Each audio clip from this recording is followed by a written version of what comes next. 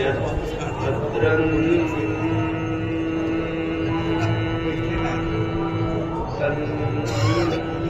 कर्णासु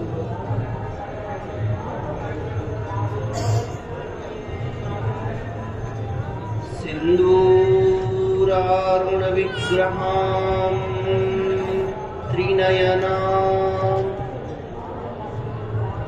माणिक्यमौलिस्फुरत्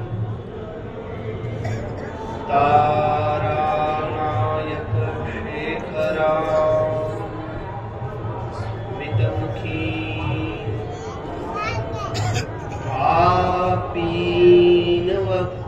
आपीनवक्षोरुहां पाणिभ्याम् अलिपूर्णरत्नचषकम् रक्तोत्पलं बिभ्रती सौम्यां रत्नघटस्थसौर्यचर्णां ध्याये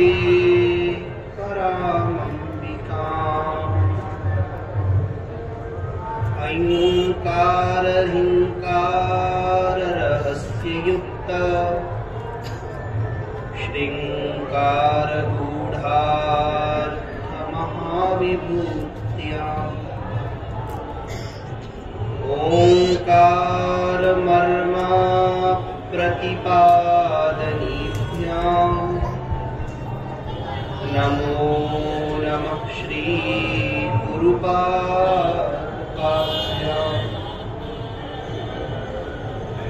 नमो नमः सद्गुरुपादुकाभ्यां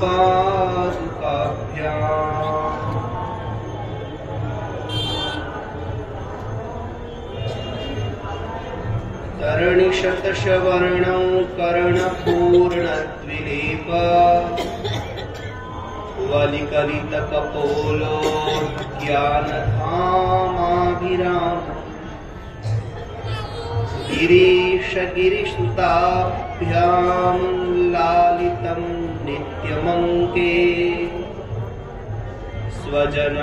स्वजनभरणशीलं शीलये विघ्नराजम् तद्दिव्यमव्ययं धाम सारस्वतमुपास्महे यत्प्रसादात् प्रलीयन्ते मोहान्धतमसच्छटा कीर्तिवतेति गरुडध्वजभामिनीति शाकम्भरी शशिशेखरवल्लभेति सृष्टिस्थितिप्रलयकेलिषु संस्थितायै तस्यै नमः त्रिभुवनैकगुरोस्तरुण्यै योऽन्तः प्रविश्य मम वाचमिमां प्रसुप्ताम् सञ्जीवयत्यखिलशक्तिधरस्वधाम्ना अन्यास्तहस्तचरणश्रवणत्वगादीन् प्राणान् नमो भगवते पुरुषाय तुभ्यम् शङ्करं शङ्कराचार्यं केशवं बादरायणम् सूत्रभाष्यकृतौ वन्दे भगवन्तौ पुनः पुनः।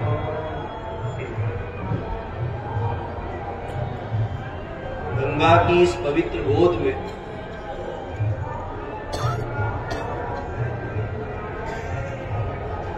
भगवत कृपा से, गुरु कृपा से हम सभी लोग अपने मनुष्य जीवन को सार्थक बनाते हुए पुण्यार्जन कर रहे हैं। इस दिव्य महाकुंभ के पावन अवसर पर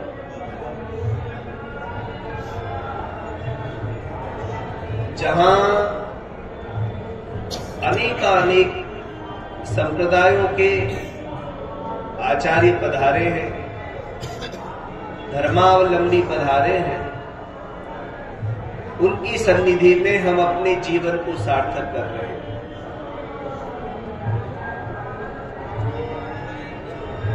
84 लाख योनियों में ये जो मनुष्य योनि है, इसकी श्रेष्ठता इसमें इसीलिए है क्योंकि यह धर्माचरण कर सकती। अन्य योनियों में धर्माचरण नहीं हो सकता। यहां वो हम कर्म कर सकते हैं जिससे हमारा ये जीवन सुखमय आनंदमय हो जाए, जिससे हमको लोकांतरों में सुख की वृद्धि हो, जिससे हमारा ये संसार में बार बार आवागमन का जो चक्र है वो छूट जाए, जिससे हमको भगवत तत्व का बोध हो जाए, आत्म कल्याण हो जाए, भगवत दर्शन हो जाए। अगर वो किसी से हो सकता है तो वो एकमात्र मनुष्य शरीर। ये एक दिव्य शरीर भगवान ने केवल और केवल उन्हीं को दिया जिनसे उनका अनन्य स्नेह, करुणा है। कबहू की करी करुणा नर देही, देत ईश बिनु हेतु सने। कोई कारण से नहीं, अकारण करुणा वरुणादि निधि परमात्मा ने इस जीव को ये जो शरीर दिया है वह इसीलिए है कि इस शरीर में आकर के हम धर्माचरण कर सकते हैं,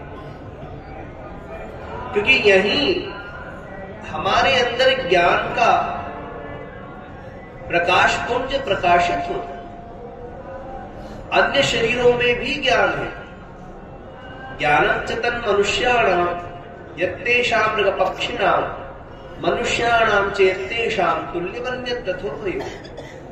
पुराण कहता है कि ज्ञान पशु और पक्षी में भी है, मनुष्य में भी है, परंतु पशु और पक्षी का जो ज्ञान है वो केवल और केवल अपने जीवन के निर्वाह तक ही संबंधित है।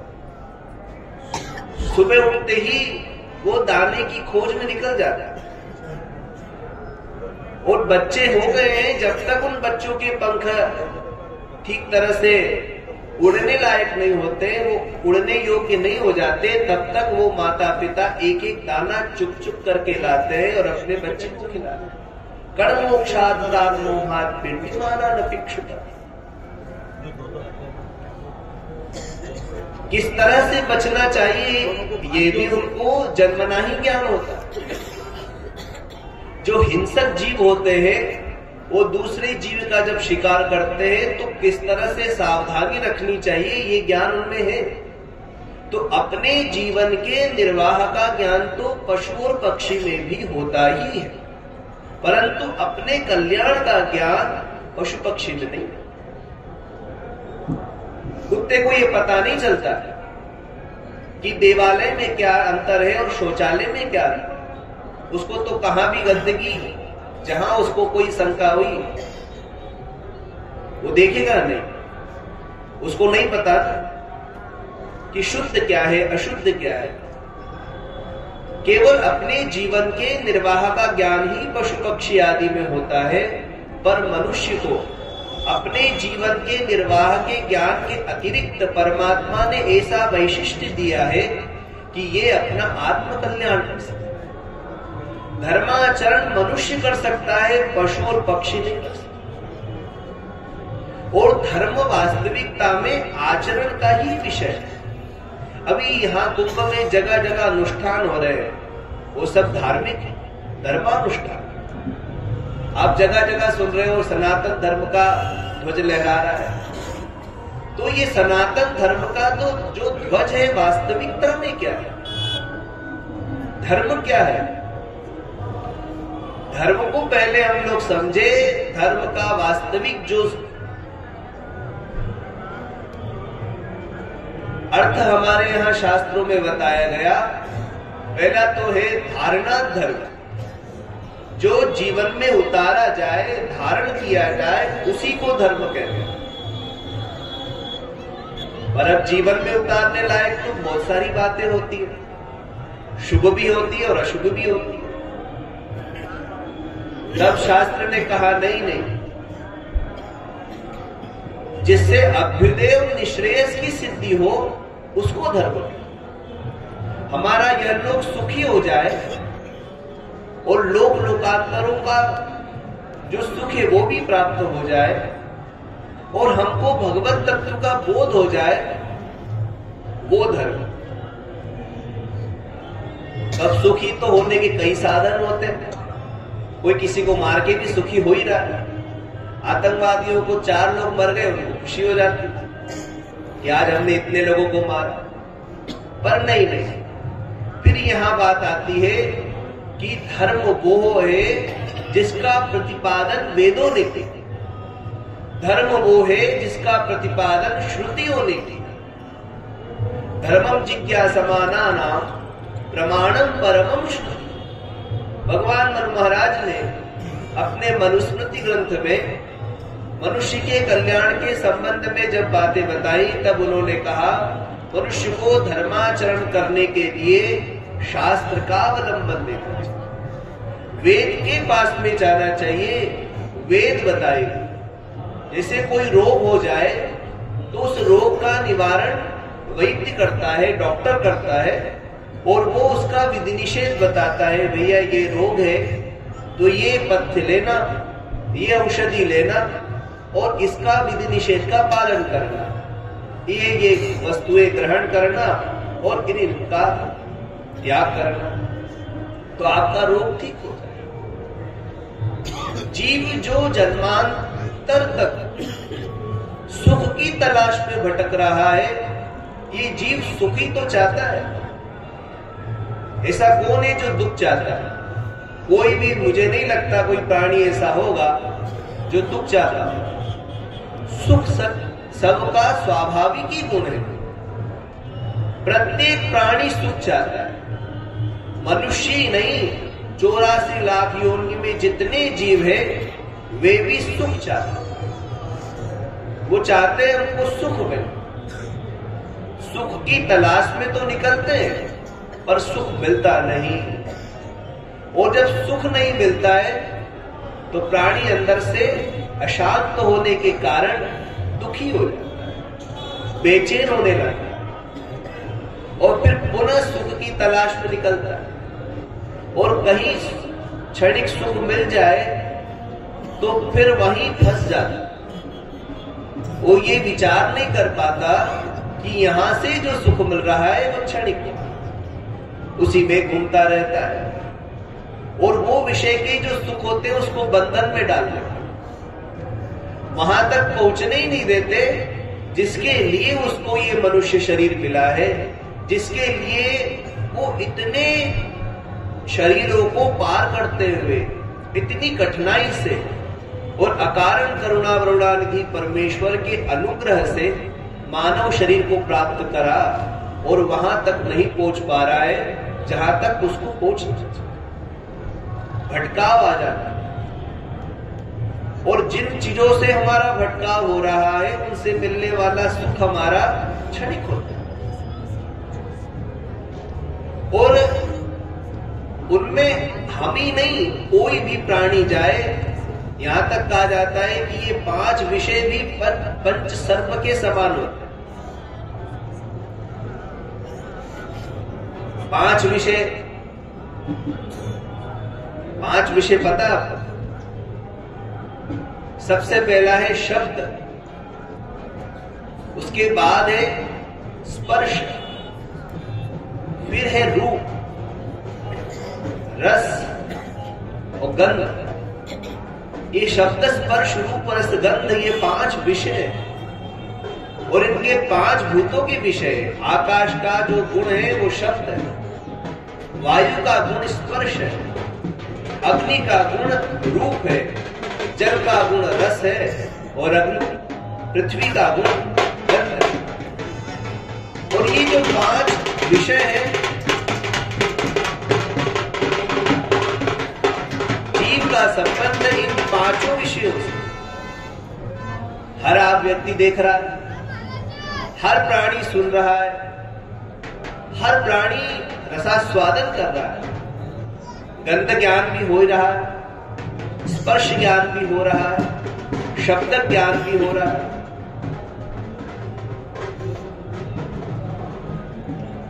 पर ये केवल संसार तक बने रहे तो ये बंधन कारक हो जाता है।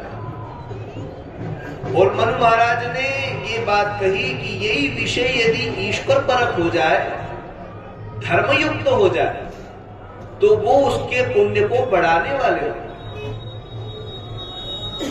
वो उसके पुण्य की वृद्धि करते हैं। और यदि ये विषय शास्त्रानुकूल हो जाए तो उसके कल्याण में भागी बनता है। देखना ही है तो उन्होंने कहा भैया अच्छा रूप देखो, क्यों गंदगी को देखना, देखना किस तरह से, हमारी दृष्टि शास्त्र संबद्ध होनी चाहिए। अनर्गल प्रलापों को कभी मत देखो, अमंगल दृश्यों को मत देखो। भगवान से प्रार्थना करो कि जब भी देखो अच्छा देखो, भगवान अच्छा दिखाए। आंखों को देखने के लिए हमेशा अच्छा दृश्य होना चाहिए, मंगलमय दृश्य होना चाहिए। इसलिए हमारे यहाँ शास्त्र ने कहा प्रातः काल उठते ही भगवान के दिव्य माधुर्यमय स्वरूप को देखो, नहीं तो ये अपने हाथ में ही, इनमें ही भगवान निवास करते हैं। कराग्रे वसते लक्ष्मी, हाथ में ही लक्ष्मी है। लक्ष्मी इसीलिए प्रथम कही गई कि जीवन उद्योगी होना चाहिए, उद्यमशील होना चाहिए, कर्मठ होना चाहिए। जिन व्यक्ति का जीवन कर्म प्रधान युक्त होता है, कर्मठ होता है, वे अपने भाग्य के अंतर्गत जो नहीं है भगवत कृपा से उसको भी प्राप्त कर सकते हैं यदि शास्त्रानुकूल जीवन हुआ तो। और यदि आपके भाग्य में है भी, पर वो तब मिलेगा जब आप उद्यम करो। समझ लो सिंह के भाग्य में हिरण लिखा है, तो भैया वो हिरण सीधे तो गुफा में जाने से रहा, शेर को ही गुफा से बाहर आना पड़ेगा। और इतने हिरणों के झुंड में किसी एक हिरण को लक्ष्य करना पड़ेगा और उसके पीछे दौड़ना पड़ेगा, और फिर उसको मारने के बाद में उसके हिरण में भाग्य सार्थक हो। उद्यम करना पड़ेगा। इसलिए उद्यम करने के लिए उन्होंने कहा लक्ष्मी के समान चंचल मतलब कर्मशील होना चाहिए। इसलिए कराग्रे वसते लक्ष्मी, कर मध्य सरस्वती। वो यदि ज्ञान नहीं होगा चलना कैसे है, बिना ज्ञान के सीधे ही पानी में कूद पड़े, पता ही नहीं था कि गहरा है या कम है। और बिना ज्ञान के गए, बिना सीखे गए, तो वापस ऊपर आएंगे कि नहीं राम जाने, और नीचे भी जाएंगे कि नहीं इसकी भी कोई गारंटी नहीं है। घर में मेहमान आ गया, उसने कहा हलवा बनाओ, पता ही नहीं चल रहा था कि नमक और शक्कर में क्या अंतर है। उसने कहा हलवा बनाना है, और वो भाई ने उठा करके शक्कर के पूरे की जगह नमक डाल दिया। तो वो जो पुरुषार्थ है, वो जो मेहनत है, वो व्यर्थ जाएगी। पहले सीखो, ज्ञान युक्त होकर के कर्म करो। कर मध्य सरस्वती, कर मूले स्थितो ब्रह्म, प्रभाते कर दर्शनम। प्रातः काल का दर्शन मंगलमय है। अग्निमग्नि चितिंचन, प्रातः काल जलती हुई अग्नि का दर्शन, माने यज्ञादि अग्नि का दर्शन होना चाहिए। ब्रह्म मुहूर्त में भी यज्ञ होते, ब्रह्म वेला का यज्ञ हो, या ब्रह्म वेला में ज्योति दर्शन हो, गौ का दर्शन हो। श्रोत्रियम शुभगाम कांचन, वेद के ब्राह्मणों का दर्शन हो। वेद पाठी ब्राह्मण संध्या वंदन कर रहे हो, गायत्री जप कर रहे हो, वेदाध्ययन कर रहे हो, प्रातः काल उनका दर्शन हुआ, ये धर्ममय दृष्टि होने से आपका कर्म धर्ममय हो। आपने सुबह उठते ही किनको देखा? मंगलमय दृश्य को, जिसके लिए शास्त्र ने विधान किया। तो जैसे आजकल फोन चलते ना, तो वो एक बार चार्ज करो 1 घंटे, पूरे 24 घंटे चलते। प्रातः काल यदि आपका अच्छा हुआ, मंगलमय बीता, तो पूरा दिन आपका सकारात्मक ऊर्जा से बीते। और आपने प्रातः काल उठते ही वेदज्ञ ब्राह्मणों का दर्शन किया, वेद पाठी ब्राह्मणों का दर्शन किया, श्रोत्रियम महापुरुषों का दर्शन किया, शुभकाम सौभाग्यवती नारियों का दर्शन किया। प्रातः काल उठते ही आपने किसी सौभाग्यवती नारी का दर्शन हुआ, तो वो दर्शन आपके अमंगल को दूर करेगा। श्रोत्रियम शुभगाम गाम च, गौ का दर्शन किया। अग्निमग्नि चितिन तथा, वो प्रातः काल अग्नि नारायण का दर्शन हुआ। यज्ञाग्नि में हो, चाहे ज्योति के रूप में हो, अग्नि का दर्शन। पुराने समय में माताएं अपने जो चूल्हा होता था उसकी भी अग्नि पूजने नहीं देती, सबसे पहले 4 बजे पूज जाती थी। अग्नि का दर्शन हो। श्रोत्रियम शुभगाम काम च अग्निमग्नि चितिन तथा प्रातरुत्ता यह पश्चेत आपद्य से विमुच्यते। जो प्रातः काल उठते ही इनका दर्शन करता है, उसके जीवन में आने वाली जो आपदाएं हैं, जो दुखादि है, क्लेशादि है, रोगादि है, वो दूर से ही भाग जाए, उसके पास में नहीं आते। और प्रातः काल उठते ही आपने ये कृत्य किया, तो ये धर्ममय हुआ। आपने प्रातः काल उठते ही भगवान का नाम सुना। अब घर में कौन सुनाएगा? तो स्वयं बोलो, श्री राम जय राम, बोलो ना। सुबह तक नहीं बोलना आपको, बस अभी बोलना, घबराओ मत। सुबह तक नहीं बोलना, अभी श्री राम जय राम, जय जय राम, श्री राम जय राम, जय जय राम, श्री राम जय राम, जय जय राम, श्री राम जय राम, जय जय राम। ये त्रयोदशाक्षर मंत्र है। कहते हैं भगवान रामचंद्र ने स्वयं प्रकट हो करके शिवाजी के गुरु रामदास, समर्थ रामदास जी महाराज को उपदेश किया। वो विवाह के मंडप पे बैठे हुए थे और उनका विवाह चल रहा था। तो वो पंडित जी जो विवाह करवा रहे थे, उन्होंने कहा कि सावधान। सावधान करते हैं विवाह के समय, होता है क्या? मेरा विवाह थोड़ी हुआ इसलिए पूछ रहा हूं। आप सावधान क्यों हुए? पहले हुए। तो उन्होंने कहा सावधान। तो वो देखने लग गए कि किसको सावधान के लिए कह रहे हैं। वो कहते हैं ना, वो जितने भी घोड़े वाले और वो बाराती, हाँ, सबको सावधान, लाड़ा लाड़ी सावधान, वर वधू को सावधान किया उन्होंने। फिर दूसरी बार उन्होंने कहा वर वधू सावधान। मैं विवाह नहीं करवा रहा हूं देसी। उन्होंने देखा ये दूसरी बार भी सावधान किसको बोलते। फिर उन्होंने तीसरी बार कहा सावधान। तो समझ गई है अपने को ही सावधान होने के लिए बोल रहे, वो उठ गए और चले गए। लोगों को लगा कि संभवतः कोई शंका का समाधान करने गए होंगे, वापस आए। वो आए ही नहीं। उन्होंने कहा भैया पंडित जी ने कह दिया कि सावधान हो जाओ, तो सावधान हो गए। और वहां से चल करके सीधे महाराष्ट्र पहुंचे। एक मंदिर में गए और ध्यान कर रहे थे। हनुमान जी महाराज के मंदिर में बैठे हुए, और हनुमान जी महाराज के सामने रघुनाथ जी की मूर्ति थी। उनको देखते देखते इतने भाव विह्वल हो गए कि वही भगवान श्री रामचंद्र प्रकट हुए। और उन्होंने कहा कि तुम मेरा अनुष्ठान करो, आराधना करो। तो उन्होंने कहा महाराज मैंने गुरु मंत्र नहीं लिया। तो भगवान ने कहा कि हम ही तुमको गुरु मंत्र दें। तो भगवान ने ही उनको गुरु मंत्र दिया, और गुरु मंत्र में उन्होंने त्रयोदशाक्षर मंत्र कहा। और वो यही मंत्र, श्री राम जय जय राम, श्री राम जय जय राम। तो प्रातः काल उठते ही भगवान का नाम स्वयं अपने मुख से उच्चारण करो। और वही नाम जब आपके कानों के रास्ते से हृदय में जाएगा तो आने वाली आपदाओं को भगा, वो मंगलमय नाम। भगवान का नाम मंगलमय है। भगवान के नाम स्तवन के महात्म्य में आता है कि भगवान का नाम अमंगल को भी मंगल करता है और मंगल को भी मंगलतम बनाता है। भगवान का नाम अपवित्र को पवित्र करता है, पवित्र को भी पवित्रतम बनाता है। पवित्राणाम पवित्रम यो मंगलानांच मंगलम। इसलिए प्रातःकाल स्वयं ही अपने मुख से निकलने वाला पहला शब्द भगवान का नाम होना चाहिए। उठते ही ये मत करो, अरे चिंटू की मम्मी पानी तैयार है, अरे भोजन तैयार है। आपके भी नहीं कह रहा, वो एकाएक निकले।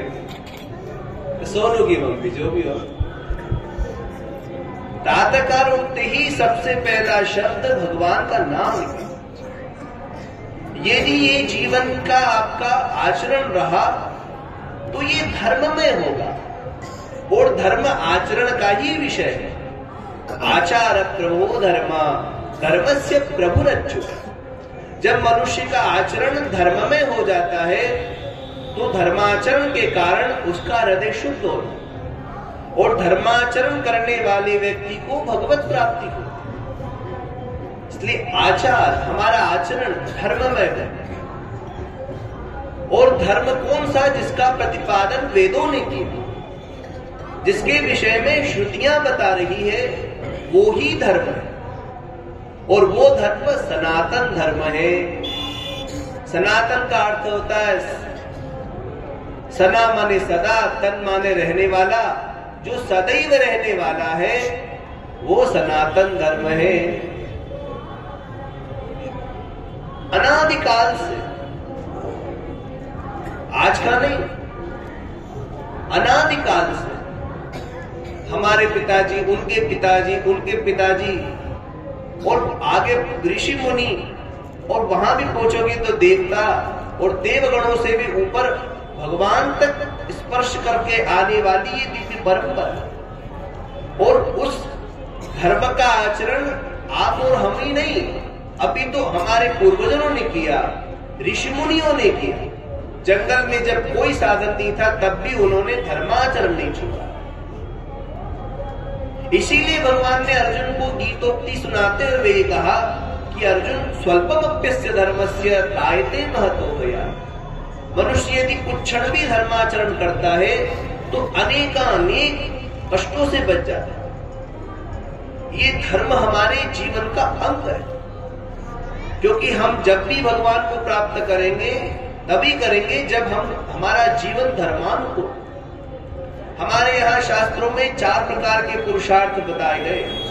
एक है धर्म, दूसरा है अर्थ, तीसरा है काम और चौथा है मोक्ष। पुरुषार्थ का मतलब होता है पुरुष ही अर्थ्यते प्राप्यति पुरुषार्थ। हमारे स्वयं के प्रयत्न से, मेहनत से, उद्यम से होने वाले जो साधन है उसको पुरुषार्थ बोलते हैं। हमारे मन में कोई कामना है, हम चाहते हैं कि हमारा 3 मंजिला मकान हो जाए, तो बैठने से तो नहीं होगा, उसके लिए हमको धन कमाना पड़ेगा और धनार्जन के लिए पुरुषार्थ करना पड़ेगा। पर आपका धनार्जन किस दृष्टि से हुआ उसके लिए धर्म देखा। यदि आपने धर्ममय उद्यम किया है तो वो पुरुषार्थ आपका सार्थक।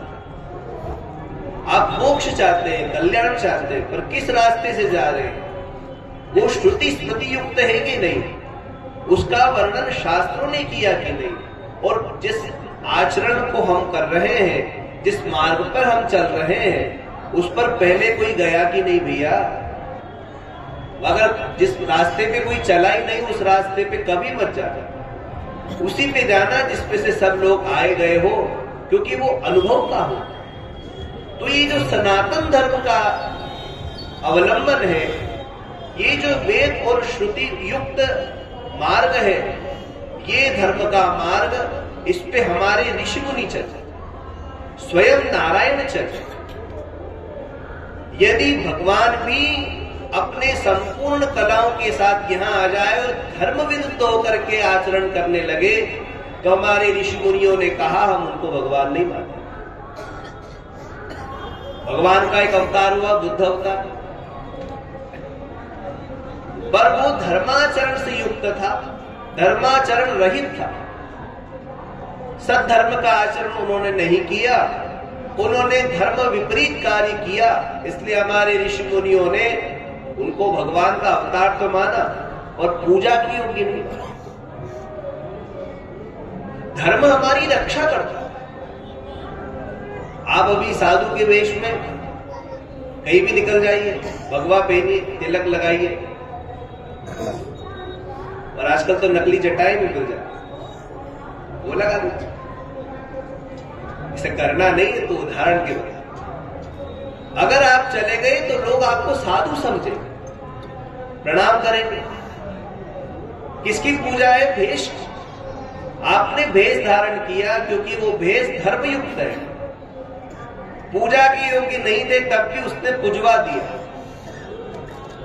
और वही कपड़े पहन करके वो मदिरा वाले की शराब की दुकान पर पहुंच जाए तो बेचने वाला कहेगा अरे ये आपको शोभा नहीं देता, आप यहाँ कहां आ गए? कौन बचाएगा उसको? वो वस्त्र ने बचाया, उस चिन्ह ने बचाया, और वो चिन्ह काय का है? धर्म का। और यदि कोई साधु सब कुछ छोड़ करके पेंट टी शर्ट पहन के पहन जाए तो वो मना करेगा? कहा नहीं भैया, ये महंगी वाली लिए, ये भी ले, क्योंकि वो धर्म चिन्ह उसने धारण नहीं किए। इसीलिए भगवान ने कहा कि अगर मनुष्य धर्म का आचरण करता है, और भगवान ने गीता में एक और बात कही, श्रेयांसो धर्मो विगुणः पर धर्मात् स्वनुष्ठिता। अपने धर्म का आचरण करो, दूसरे का नहीं। श्रेयांसो धर्मो विगुणः, अपना जो धर्माचरण है, स्वयं की कर्तव्य कर्म है, यदि आप उसको करते हो तो वो आपको श्रेय के मार्ग पे ले जाएगा।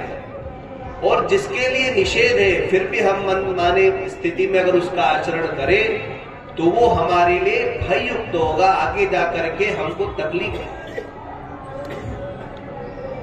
छोटा बच्चा है, अभी वो बादाम का हलवा नहीं खा सकता, 3-4 महीने का, और आप जबरदस्ती उसको बादाम का हलवा खिलाओ तो जिया ही नहीं, बड़ा मुश्किल पड़ेगा, क्योंकि उसके अंदर इतनी क्षमता नहीं है और वो उसका गुणधर्म नहीं है। वो पहलवान आदमी है, 1000-2000 दंड बैठक करता है, खूब खिलाओ, उसकी सेवा करो, वो उसको बचा जाएगा, वो उसका गुणधर्म है। तो मनुष्य के लिए जिन धर्म का वर्णन शास्त्र ने कहा है उसी का आचरण करना चाहिए, अवलंबन लेना चाहिए, सहारा लेना चाहिए। और शास्त्र ने हमारे लिए कहा कि अगर आपको देखना है तो मंगलमय दृष्टि से देखो, विचारों को बदलो, क्योंकि हम इन 5 विषयों से, अन्य विषयों से बाहर जाकर के उनके संस्कारों को लेकर के अंदर आते। ये मनुष्य जीवन एक पात्र है, और ये पात्र जब तक संसार में नहीं है ना तब तक खाली होता है। और जैसे ही संसार में आता है, संसार की लहरें इसको अंदर भर करके डुबो देती। रिक्त पात्र, खाली पात्र को यदि आप समुद्र में, नदी के ऊपर फेंको तो खाली होने से ऊपर तैरेगा, पर वो जब तैरते तैरते और उन लहरों में जो थपेड़े चल रही है, उस वात से जब जल का प्रवाह उसके अंदर आने लगेगा, छींटे आने लगेंगे, तो धीरे धीरे धीरे वो भर जाएगा, और भरते ही डूब जाएगा।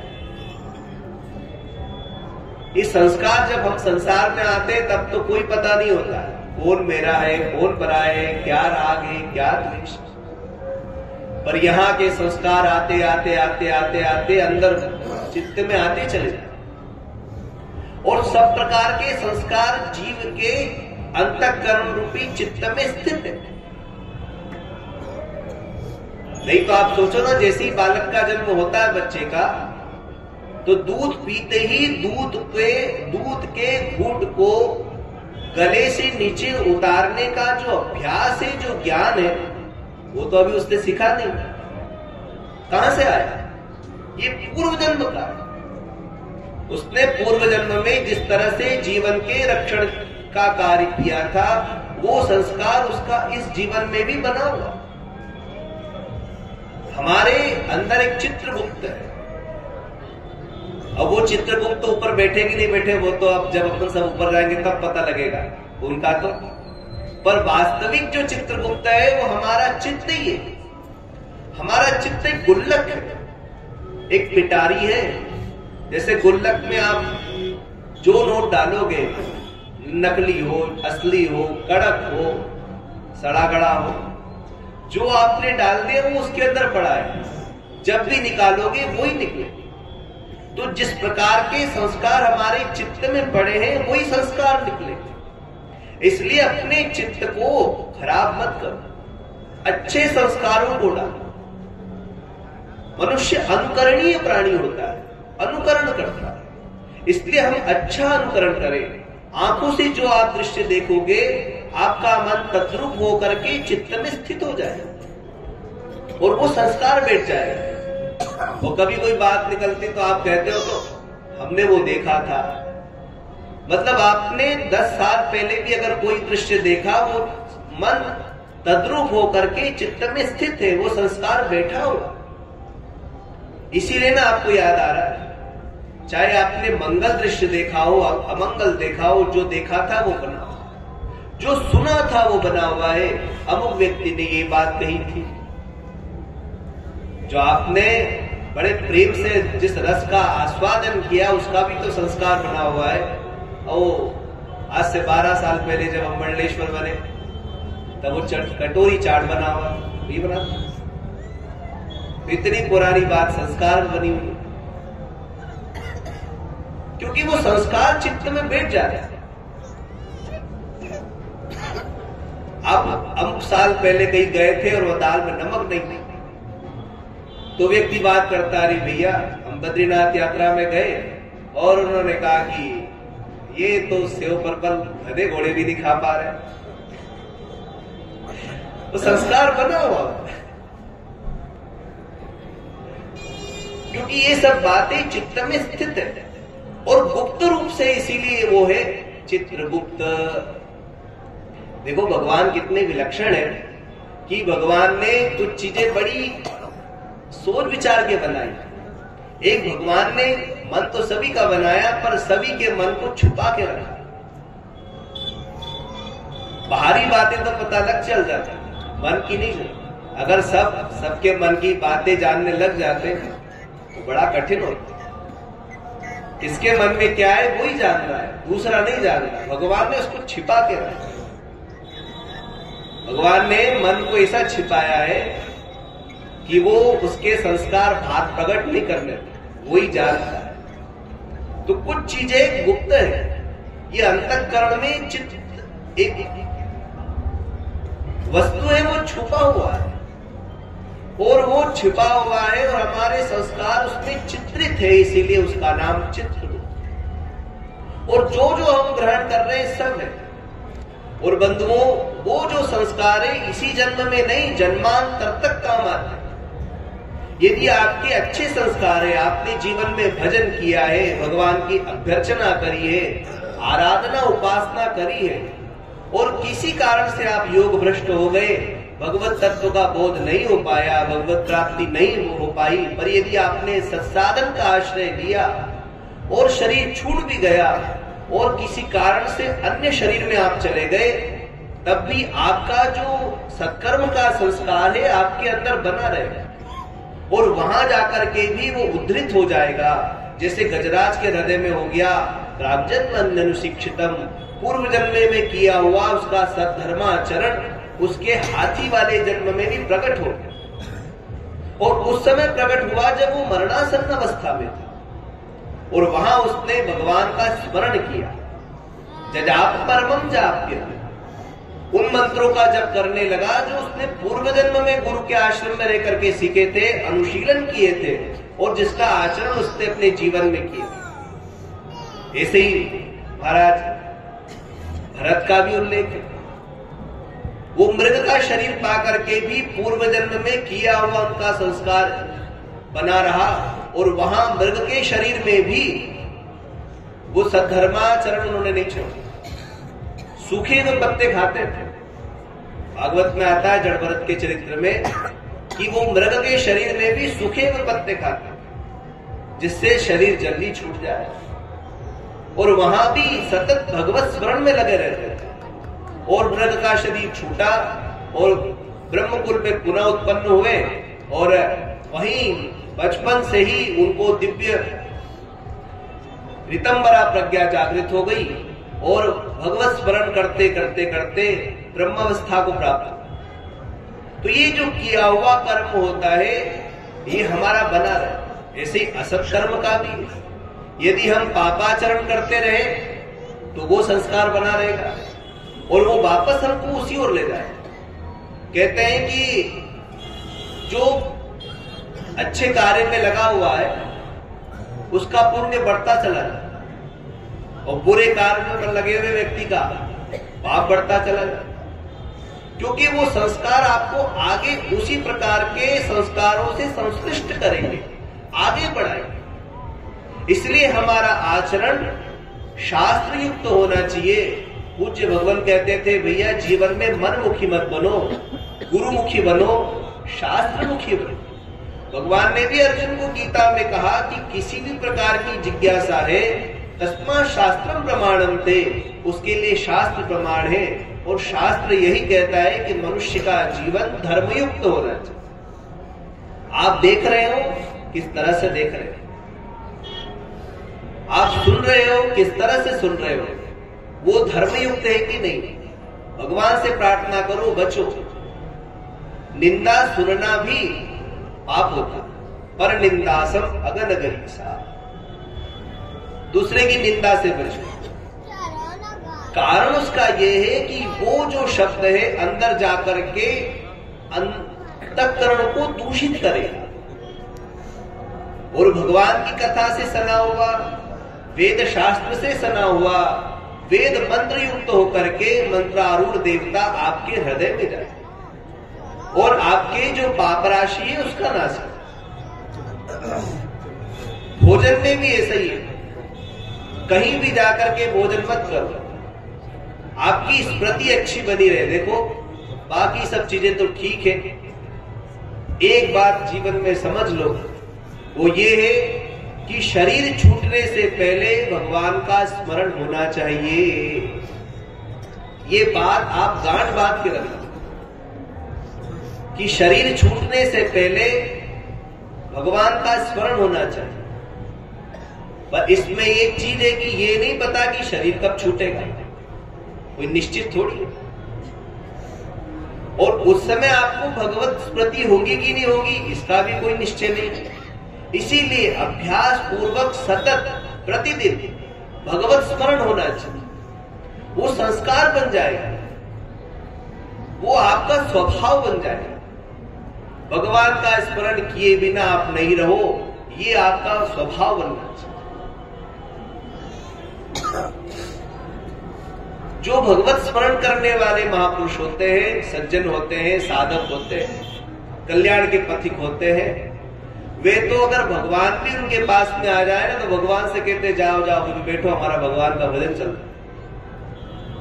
भगवान से कह देते हैं क्या आप अभी प्रतीक्षा करो, हम धर्माचरण में लगे हुए। पंढरपुर में भगवान उससे मिलने के लिए आए और वो माता पिता की सेवा कर रहा है। उसने भगवान से कहा आप खड़े रहो, अभी अब माता पिता की सेवा कर रहा है, अभी हम अपने कार्य में व्यस्त हैं, अपना नियम नहीं छोड़ सकते। नियम के प्रति जागरूकता उसको कहते हैं नियम निष्ठा। नियम का त्याग कभी नहीं होना चाहिए। जो शास्त्र ने कहा है, गुरुजनों ने जो नियम बताए हैं उसका आचरण, नियम कभी मत छोड़ो। और नित्य नियम का पालन करने वाले को तो भगवान स्वयं आके मिलते हैं। एक भक्त था तो उसको उनके गुरु ने कहा कि बेटा तू भगवान का भजन किया। उसने कहा महाराज मैं बहुत व्यस्त रहता हूं, समय नहीं मिलता। पर वो गुरुनिष्ठ व्यक्ति था, गुरु चरणों में बड़ी उसकी निष्ठा थी। तो गुरुजी ने कहा तू एक काम किया कर, भोजन से पहले ओम नमः शिवाय का एक माला जप किया। तो उसने कहा मैं माला जप भी नहीं कर सकता।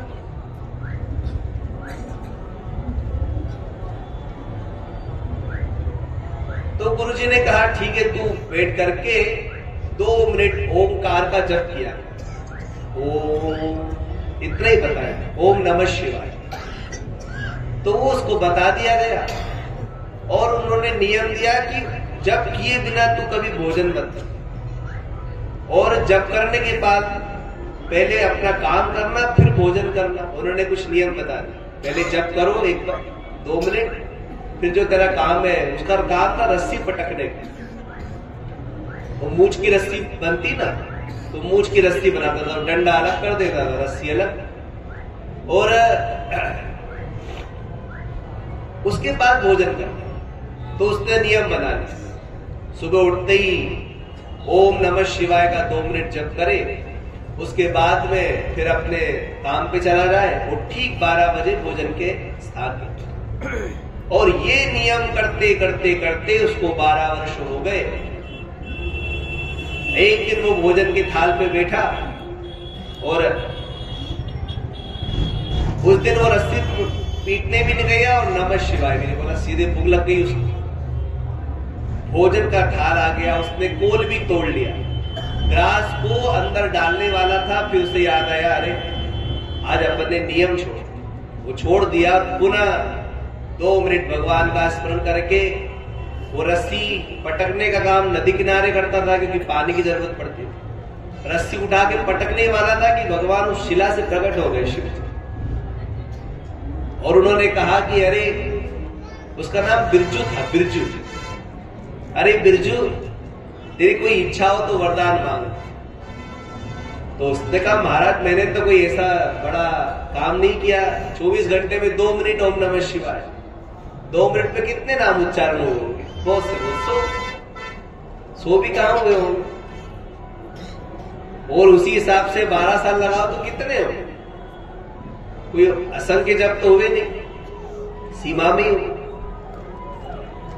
उसने कहा कि मैंने तो ऐसा कोई व्रतानुष्ठान नहीं किया, और भगवान ने कहा अरे तूने नियम निष्ठा का पालन किया, इस नियम को निष्ठा पूर्वक निर्वहन किया है, मैं इस निष्ठा से प्रसन्न होकर के बिरजू तुझे वरदान दे रहा हूं।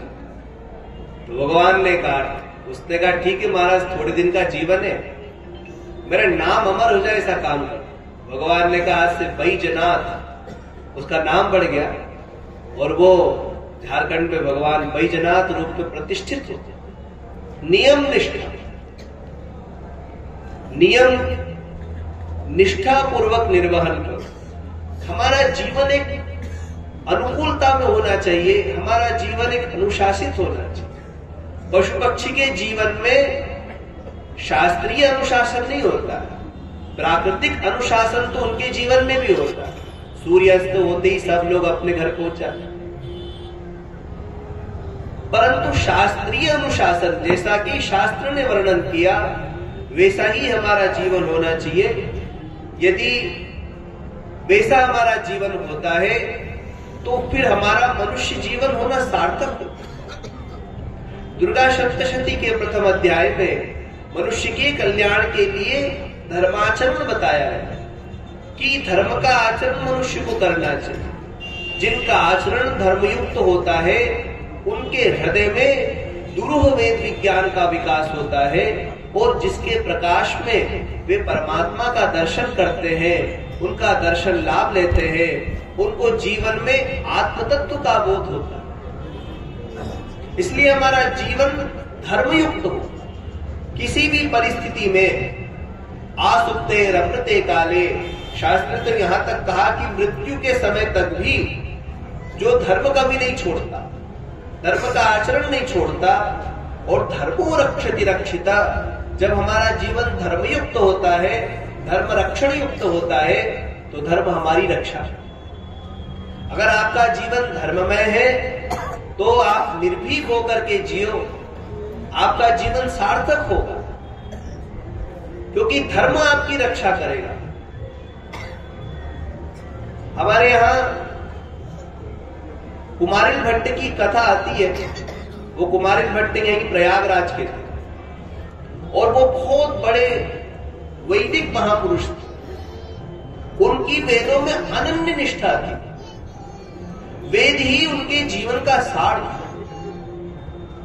और जब वेद निंदक लोग आ गए तो उनसे उन्होंने शास्त्रार्थ किया।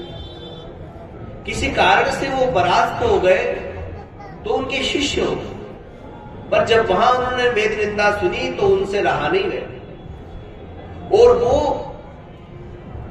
गंगा के पुल पे चढ़ गए और उन्होंने कहा यदि वेद सत्य है और मैं यहां से कूद रहा हूं तो मरूंगा नहीं। बहुत ऊपर थे। अगर वेद सत्य है तो मेरी मृत्यु नहीं होगी। वो कूद गए तो उनकी एक उंगली कट गई, वो जीवित रहे। जब भगवान शंकराचार्य आदि शंकराचार्य जी आए तो उन्होंने देखा कि उनकी उंगली कटी हुई। पूछा क्या हुआ तो उन्होंने विवरण दिया। तब उन्होंने कहा ये उंगली भी इसलिए कटी कि आपने संदेह युक्त वाणी में कहा कि यदि आपको यदि का प्रयोग ही नहीं करना था, आपकी निष्ठा ऐसी होना चाहिए थी वेद में कि हाँ वेद ही सत्य है, वेद ही प्रमाण है। जब हम वेद युक्त होकर के धर्म युक्त होकर के शास्त्रानुमोदित जीवन जीते हैं तो बिल्कुल निर्भीक होकर के आप रहो, कोई कुछ नहीं कर सकता, आप भी आपको छू नहीं सकते। स्वामी मधुसूदन सरस्वती अनुष्ठान कर रहे थे गायत्री का, तो वे भगवती राजराजेश्वरी के साक्षात्कार के लिए उन्होंने गायत्री अनुष्ठान प्रारंभ किया और उनके जीवन में उन्होंने 12 पुरुष चरण किए, पर भगवती का प्राकट्य नहीं। तब उन्होंने कहा कि अब ये अनुष्ठान हमको नहीं करना। हाथ जोड़ करके जाने लगे तो पीछे दिव्य प्रकाश प्रकट हुआ। तो पीछे देखा तो अनुपम सौंदर्य लावण्य युक्त भगवती मातेश्वरी राजराजेश्वरी उनके दिव्य माधुर्यमय स्वरूप को देख करके मोहित हो गया, अचंभित हो गया।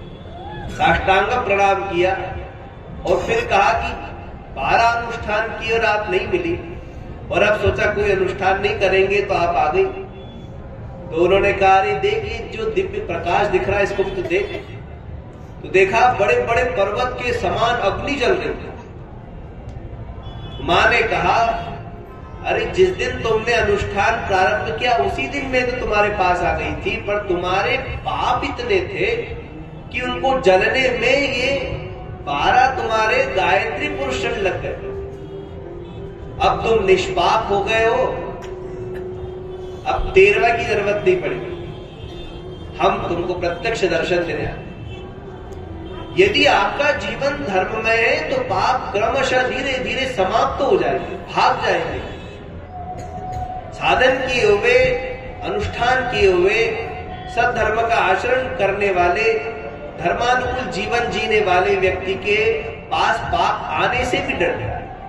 महाराज नल के शरीर में कलयुग को प्रवेश करने के लिए 12 वर्ष लग गए। 12 वर्ष तक कलयुग उनके पीछे पीछे घूमता रहा, पर महाराज नल का आचरण धर्मयुक्त था, कहीं उसको कोई छिद्र नहीं मिला उनके शरीर में प्रवेश करने को। इसलिए हमारा जीवन यदि धर्माचरण युक्त है, शास्त्रानुमोदित है, तो हमारा कल्याण संभव है। सद्गुरुदेव भगवान की जय हो। श्री कृष्ण गोविंद हरे मुरारे, हे नाथ नारायण वासुदेव। श्री कृष्ण गोविंद हरे मुरारे, हे नाथ नारायण वासुदेव। श्री कृष्ण गोविंद हरे मुरारे, हे नाथ नारायण वासुदेव। प्यारे जरा तो मन में विचारो, क्या साथ लाए क्या ले चलोगे, जावे सदा साथ यही पुकारो। गोविंद दामोदर माधवेति, गोविंद दामोदर माधवेति। सच्चे सखा है हरि जी हमारे, माता पिता शील सुबंधु प्यारे, भूलो न भाई इनको पुकारो, गोविंद दामोदर माधवेति, गोविंद दामोदर माधवेति। ओम नमः पार्वती पतये, हर हर हर महादेव।